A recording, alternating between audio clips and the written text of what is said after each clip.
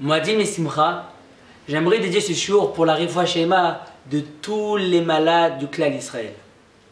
Rabbeinu Bechaï nous dit que la force de la tfila est telle qu'elle peut changer la nature des choses, comme on peut voir avec Rivka qui était stérile et qu'avec grâce à la tfila elle a pu avoir des enfants.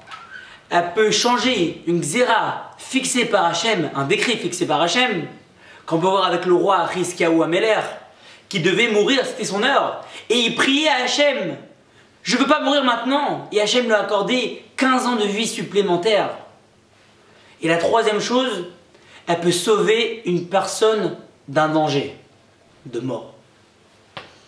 C'est exactement ce qu'on voit dans le Télim Kouvzaïn, Télim 107, qu'on lit durant la fête de Pessah. Il y a 4 types de personnes qui étaient dans une situation de danger, de mort, et qu'ils crièrent vers Hachem, et Hachem les a sauvés. On parle de celui qui était Taoub Amidbar, il s'est perdu dans le désert. Asiri Ani ou Barzel, celui qui était prisonnier.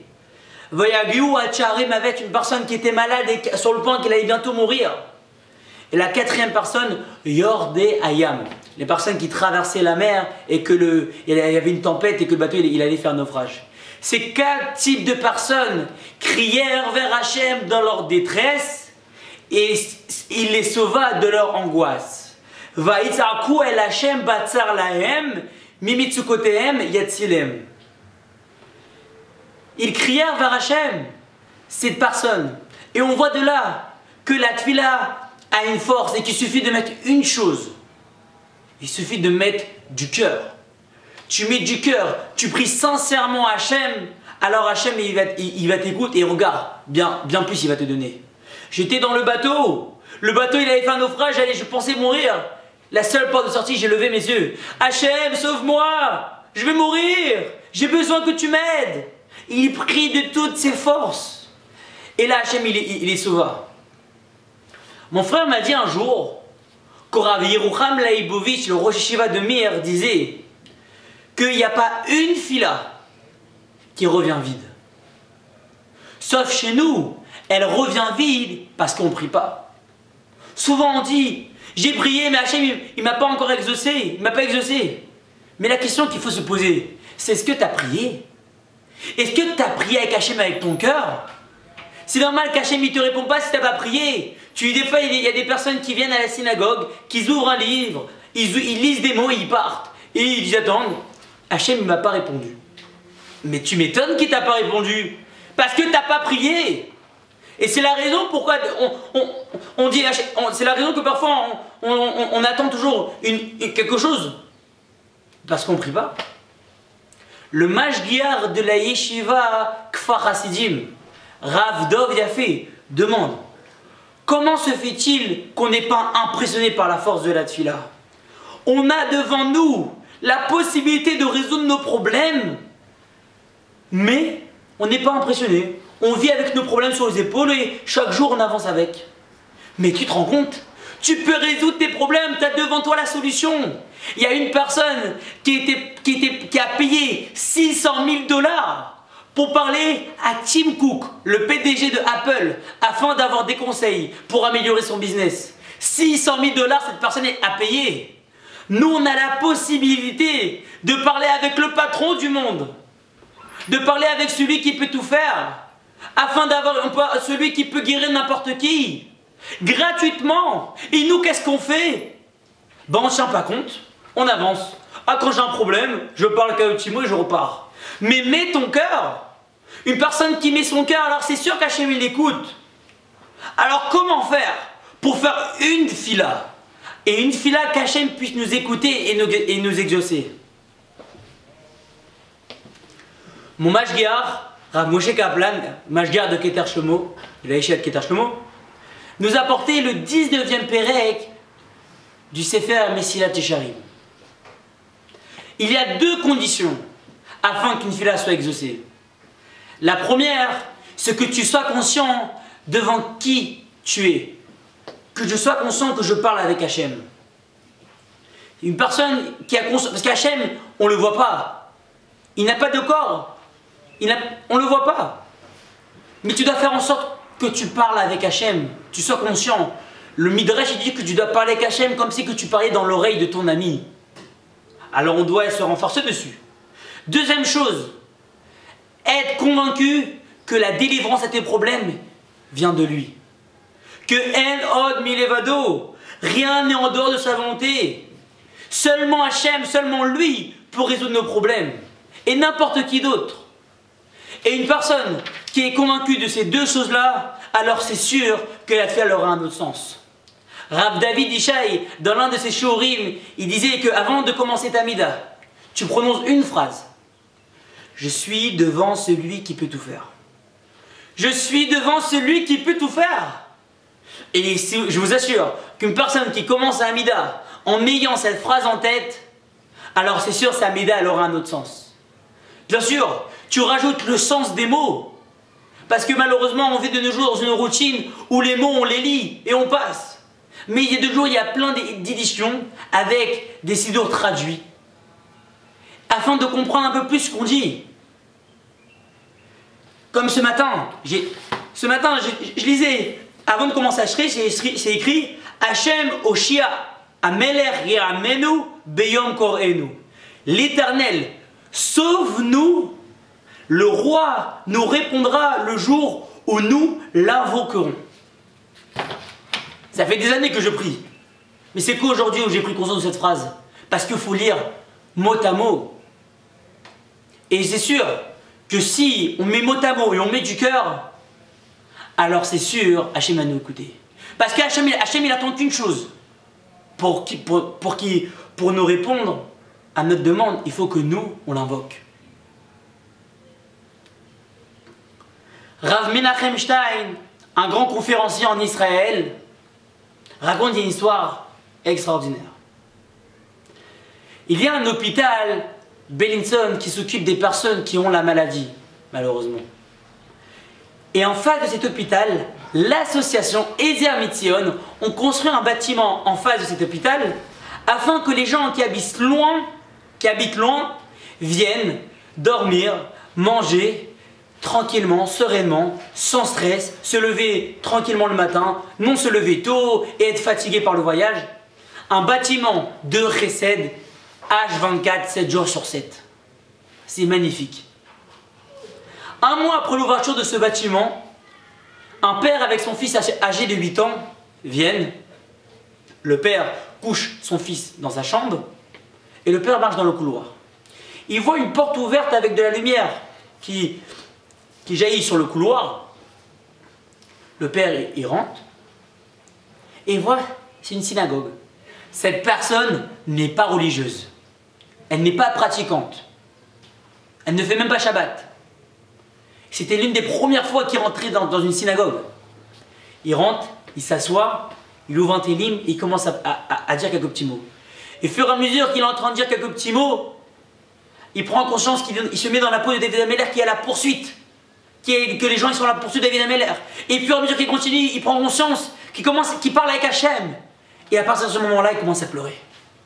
Cette personne pleure. Elle a pleuré pendant 2 heures, cette personne, en lisant des télim. Pour la réfoua shlema de son fils. Il s'est endormi sur son télim de fatigue. Le lendemain matin, le père, il part avec son fils à l'hôpital. Le médecin lui dit, voici la procédure. On va faire une radio afin de localiser la tumeur. Et après, on va passer à la chimiothérapie. Parfait, parfait. L'enfant, on le met dans la salle où on fait la radio. On fait la radio, 1 demi-heure plus tard, les résultats sortent, on lit, le médecin ne trouve rien. Sûrement, l'enfant a bougé, ce qui est normal pour un enfant de 8 ans. Il refont un autre. Même résultat. Il n'arrive pas à remarquer où se trouve la tumeur. Où se trouve la tumeur? Il appelle un professeur, afin de confirmer ce qu'il pense. Il trouve rien. On va refaire. Cette fois-ci, l'enfant va se mettre sur le ventre. Il trouve rien. Et on fait une dernière fois, cette fois-ci sur le flanc où se trouve la tumeur. Et le professeur et le médecin, ils trouvent rien. Le médecin va voir le père et lui dit, on a vu sur votre dossier médical que cet enfant a un frère jumeau. Donc nous pensions, moi et le professeur, que vous êtes trompé d'enfant. L'enfant qui a la maladie, vous l'avez laissé chez vous, et l'enfant qui est en bonne santé, vous l'avez amené. Alors le père, il commence à s'énerver. Mais comment vous me parlez? je suis le père d'un enfant malade, je cherche de trouver une solution, un remède pour mon fils. Et c'est comme ça que vous jouez avec moi pendant des heures. Et le médecin dit, mais calmez-vous. Ce qu'on essaye de vous dire, c'est que votre enfant est en parfaite santé. Il n'a rien. Et on ne sait pas comment expliquer ça. D'ailleurs, sur la radio, on a écrit Nunpe, Nes Refoui, un miracle médical. La médecine n'est pas en mesure d'expliquer ce qui s'est passé. On ne sait pas comment expliquer. Voilà, revenez dans 6 mois, on va faire une visite de contrôle, mais sinon tout se passe très bien. Les médecins ne savent pas expliquer, mais nous, on sait comment expliquer. Cette personne a mis 2 heures de pleurs, 2 heures d'investissement, 2 heures où il a parlé avec le patron du monde pour avoir une refoua shelema pour son fils. Et une fille pareille, Hachem il la laisse pas passer. Hachem ne laisse pas passer parce que c'est une fille qui vient du cœur, qui est sincère. Le Chazonish nous dit que la tfila est une baguette magique qu'on a tous dans notre main et qu'on a la capacité de faire changer les choses. Comme un magicien, il peut transformer un chapeau en lapin. Nous, on a la capacité de faire changer les choses dans notre vie. Et si on avait conscience de cette force qu'on a dans notre main, qu'on a dans notre bouche, alors c'est sûr que les choses ne seraient pas pareilles. Les choses seront différentes. La tfila, c'est pas pour les rabbins, c'est pas pour les bachouri yeshiva, c'est pas que pour les religieux, c'est pour tout le monde. C'est pour même ceux qui disent j'ai fauté, je suis loin de Dieu, Hachem il m'écoute pas, Hachem il écoute tout le monde. Il écrit le Chazonish. Afilou Barnache, même un pauvre type, même un voyou, Hachem il écoute cette fille-là. Et ce voyou qui met du cœur dans cette fille-là, alors il aura la capacité de faire changer les choses. Mais c'est fou, il a la capacité de faire changer un décret. Tout ça par quoi? Par le Kouachat Fila.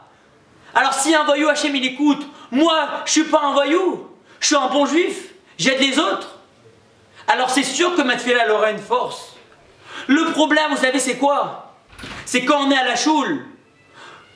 J'ai un peu honte de prier avec mes sentiments, de pleurer, d'exprimer, de crier. Alors c'est sûr, quand je suis à côté, il y a mon copain à côté, il va me voir que je pleure. Ça le fait pas trop. Non, c'est un peu l'archouma. Non, je vais pas pleurer, moi je suis un guévert. Alors je pleure pas, j'avance, je lis, je pars. Mais maintenant qu'on est en bidoud, chacun est chez soi. Moi, je suis devant Hachem, face au mur. Il n'y a personne qui me voit, je suis seul dans ma chambre. Alors c'est le moment de pleurer. C'est le moment de crier vers Hachem. Il n'y a personne qui t'écoute à part Hachem. Il n'y a personne qui te regarde. Tu es en proximité, il n'y a personne qui te regarde. Mais c'est quelque chose de magnifique. C'est le moment, tu as le moment de parler avec Hachem. J'ai eu l'occasion de prier. Ça fait des années que je n'ai pas prié. Chaque mot, mot à mot, avec Kavana. Mais c'est un kiff. Tu prends le temps que tu veux, chaque mot, et tu te fais plaisir. Tu mets des petites chansons pendant que tu lis. Et c'est sûr que cette fille-là qui vient du cœur, elle peut changer les choses. Les Bnei Israël étaient face à la mer Rouge. Ils étaient bloqués de tous les côtés. Ils prièrent vers Hachem. Même Moshe priait vers Hachem. Mais Hachem, il dit à Moshe, arrête de prier. Dieu Bnei Israël qu'ils avancent. Pour ouvrir la mer Rouge, ils avaient besoin d'un couloir fort. Hachem avait besoin d'une force supplémentaire pour ouvrir la mer. Il avait besoin de la tfila et de la émouna. Mais malheureusement, les Israël manquèrent de émouna. Il n'y avait que la tfila. Nous, on vient de passer les premières fêtes de Pessah. On s'est renforcé dans notre émouna. Que tout vient d'Hachem, que En Don Milevado, qu'il n'y a pas de hasard. Que Hachem qui monte sa force dans le monde. C'est ça la émouna. Que je ne cherche pas à comprendre ce qui se passe. Il y a seulement Hachem qui peut gérer les choses. On s'est renforcé dans l'émouna. D'ailleurs, il faut garder parce que Pessah, c'est la fête même de la émouna. Pessah, c'est la base de la émouna. C'est d'ici que on comprend tout.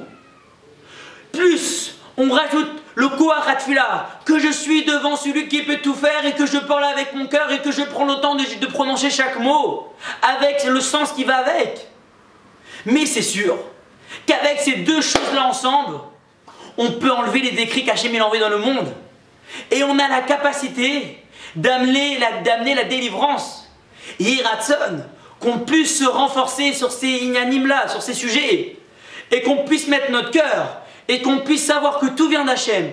Et qu'on puisse parler devant le patron du monde avec un cœur Belev Shalem. Mais surtout, n'oubliez pas que chaque fois que nous prions, chaque fois que nous pleurons, et Hachem est toujours là.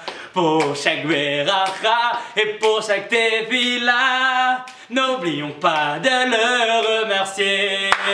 Chaque fois que nous prions, chaque fois que nous pleurons, et Hachem est toujours là. Pour chaque beracha et pour chaque tefila, n'oublions pas de l'implorer. Qu'on puisse grandir et qu'on puisse amener la Yeshua, Bimera, Biabenu, Amen.